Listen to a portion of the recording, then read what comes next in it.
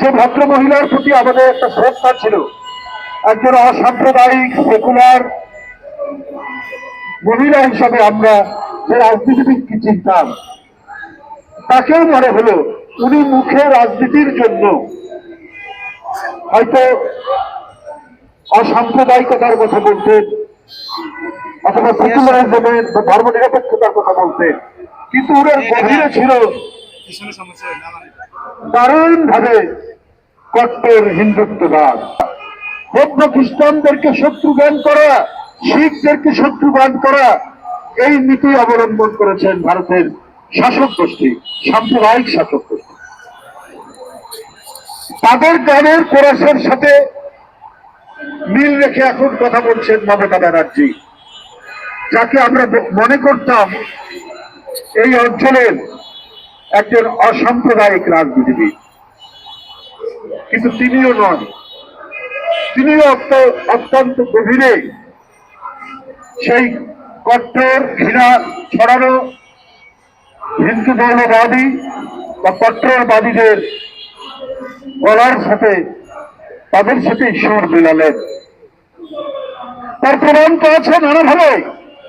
পশ্চিমবঙ্গে মুসলমানদের হার হচ্ছে 25%, অথচ সরকারি চাকরিতে মুসলমানরা সরকারি চাকরিতে আপনার তারা চান্স পায়, সুযোগ পায় মাত্র 1%। সেটারও কম হবে। তাহলে মমতা তো কখনোই আপনার সেকুলার ছিলেন না, কখনোই ধর্ম নিরপেক্ষ মানবতাবাদী মানুষ ছিলেন না। আমরা জোর গলায় বলতে পারি, বাংলাদেশের মানুষ আমরা যে যাই রাজনীতি করুক, এক শেখ হাসিনা ছাড়া যে যাই রাজনীতি করুক, আমরা অন্য ধর্মের প্রতি ঘৃণা ছড়ানো, বিদ্বেষ পোষণ করা, এইটা আমরা কখনোই করিনি। দুর্গাপূজা আসলে তো মনে হয় আমাদেরও আনন্দ লাগে।